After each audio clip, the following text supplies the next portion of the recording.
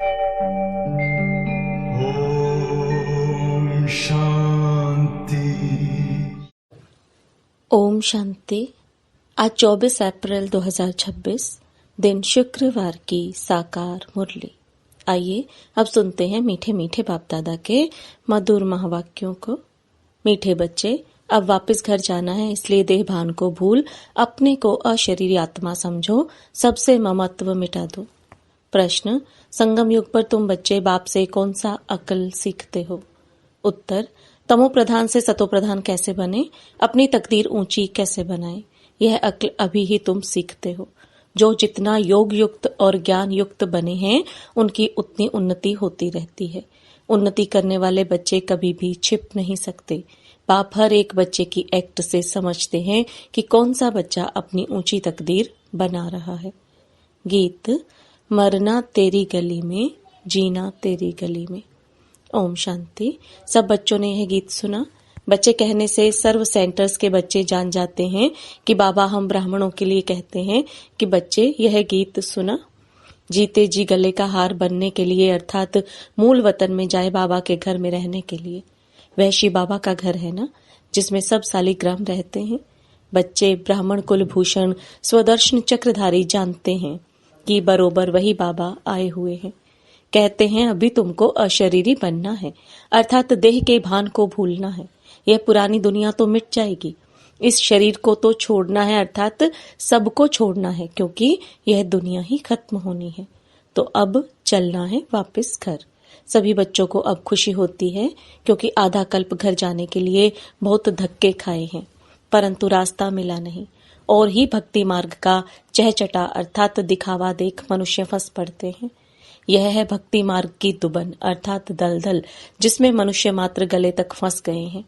अब बच्चे कहते हैं बाबा हम पुरानी दुनिया, पुराने शरीर को भूलते हैं। अब आपके साथ अशरीरी बन घर चलेंगे। सबकी बुद्धि में है परम पिता परमात्मा परम धाम से आए हैं हमको ले जाने के लिए। सिर्फ कहते हैं तुम पवित्र बन हमको याद करो। जीते जी मरना है। तुम जानते हो वहां घर में आत्माएं रहती हैं, सो भी आत्मा तो बिंदी है। निराकारी दुनिया में सब आत्माएं चली जाएंगी। जितने मनुष्य हैं उतनी आत्माएं वहां होंगी। आत्माएं उस महतत्व की कितनी जगह लेती हैं। शरीर तो इतना बड़ा है, कितनी स्पेस लेता है। बाकी आत्मा को कितनी जगह चाहिए। हम आत्माएं कितनी छोटी जगह लेंगी, बहुत तो थोड़ी। बच्चों को यह सब बातें बाप द्वारा सुनने का सौभाग्य अभी मिलता है। बाप ही बतलाते हैं कि तुम नंगे अर्थात बिना शरीर के आए थे, फिर शरीर धारण कर पाठ बजाया, अब फिर जीते जी मरना है, सबको भूलना है। बाप आकर मरना सिखलाते हैं। कहते हैं अपने बाप को, अपने घर को याद करो, खूब पुरुषार्थ करो। योग में रहने से पाप नाश होंगे, फिर आत्मा तमो प्रधान से सतो प्रधान बन जाएगी। इसलिए बाप राय देते हैं। कल्प पहले भी कहा था कि देह के सब संबंध छोड़ माँ में कम याद करो। सबका एक बाप तो वह है ना। तुम प्रजापति ब्रह्मा के मुख वंशावली बच्चे हो, जो ज्ञान पाते रहते हो। शिव के बच्चे तो हो ही, यह तो सबको निश्चय है। हम भगवान के बच्चे हैं, परंतु उनके नाम रूप देश काल को भूलने के कारण भगवान से किसी का भी इतना लव नहीं रहता है।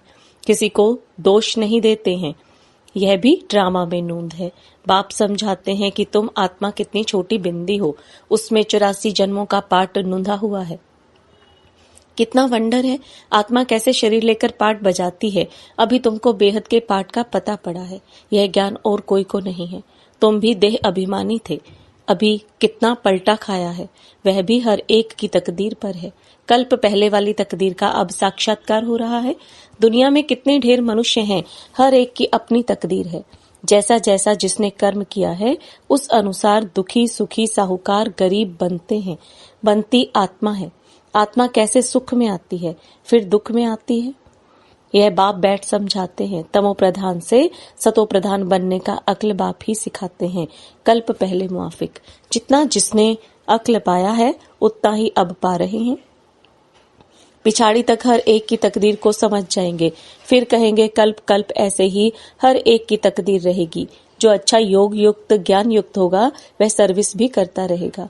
पढ़ाई में सदैव उन्नति होती रहती है। कोई बच्चे जल्दी उन्नति को पा लेते हैं, कोई बहुत माथा खपाते हैं। यहाँ भी ऐसे है, कल्प पहले मुआफिक जो जो उन्नति करते हैं वह छिपे नहीं रह सकते। बाप तो जानते हैं ना, सबका कनेक्शन शिव बाबा से है। यह भी बच्चों की एक्ट देखते समझ जाते हैं, तो वह भी देखते हैं। इनसे भल कोई छिपाए, परंतु शिव बाबा से तो छिपा नहीं सकेंगे। भक्ति मार्ग में ही परमात्मा से नहीं छिपा सकते तो ज्ञान मार्ग में कैसे छिपा सकते। बाप समझाते रहते हैं, पढ़ाई तो बहुत सहज है, कर्म भी करना है, रहना भी मित्र संबंधियों के पास पुरानी दुनिया में है, वहां रहकर मेहनत करनी है। यहाँ रहकर पुरुषार्थ करने वालों से वहां घर में रहकर पुरुषार्थ करने वाले तीखे हो सकते हैं, अगर ऐसी लगन है तो। शास्त्रों में अर्जुन और भील का मिसाल है ना। भल भील बाहर का रहने वाला था, लेकिन अभ्यास से वह अर्जुन से भी तीर चलाने में होशियार हो गया। तो गृहस्थ व्यवहार में रह कमल फूल समान रहना है। यह भी तुम मिसाल देखेंगे। गृहस्थ व्यवहार में रह बहुत अच्छी सर्विस कर सकते हैं, वह जास्ती वृद्धि को पाते रहेंगे। यहाँ रहने वालों को भी माया छोड़ती नहीं है। ऐसे नहीं कि बाबा के पास आने से छूट जाते हैं, नहीं, हर एक का अपना अपना पुरुषार्थ है। गृहस्थ व्यवहार में रहने वाले यहाँ रहने वालों से अच्छा पुरुषार्थ कर सकते हैं, बहुत अच्छी बहादुरी दिखा सकते हैं। उनको ही महावीर कहा जाता है। जो गृहस्थ व्यवहार में रहकर कमल फूल समान बनकर दिखाए। कहेंगे कि बाबा आपने तो छोड़ा है। बाबा कहते, हमने कहाँ छोड़ा है, मुझे ही छोड़कर गए हैं। बाबा तो किसी को भी छोड़ नहीं आए, घर में और ही बच्चे आ गए। बाकी कन्याओं के लिए तो बाबा कहते हैं कि तुम यह ईश्वरीय सर्विस करो। यह भी बाबा है, वह भी बाबा है। कुमार भी बहुत आए लेकिन चल ना सके, कन्याएं फिर भी अच्छी हैं। कन्या 100 ब्राह्मणों से उत्तम गिनी जाती है, तो कन्या वह जो 21 कुल का उद्धार करे, ज्ञान के बाण मारे। बाकी जो गृहस्थ में रहते वह भी बीके ठहरे। आगे चल उन्हों का भी बंधन खल्लास हो जाएगा। सर्विस तो करनी है ना। कई सर्विस करने वाले बच्चे बाप दादा के दिल पर चढ़े हुए हैं, जो हजारों का कल्याण कर रहे हैं। तो ऐसे सर्विसेबल बच्चों पर आशीर्वाद भी आती रहेगी। वे दिल पर चढ़े रहेंगे। जो दिल पर हैं वही तख्त पर बैठेंगे। बाबा कहते हैं आपस में मिलकर युक्ति रचते रहो। सबको मार्ग दिखाने की चित्र भी बनते रहते हैं। यह सब प्रैक्टिकल बातें हैं।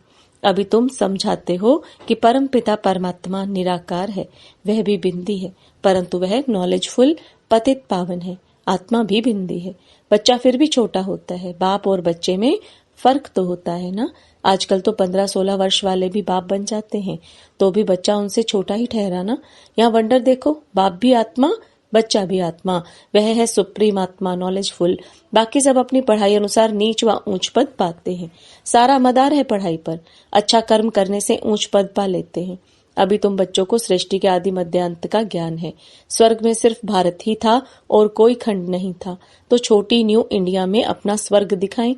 जैसे कि द्वारिका नाम नहीं, लक्ष्मी नारायण की डिनाइस्टी का राज्य लिखना चाहिए। बुद्धि भी कहती है सतयुग में पहले डीटी डिनाइस्टी का राज्य होगा, उनके गांव होंगे, छोटे छोटे इलाके होंगे। यह भी विचार सागर मंथन करना है।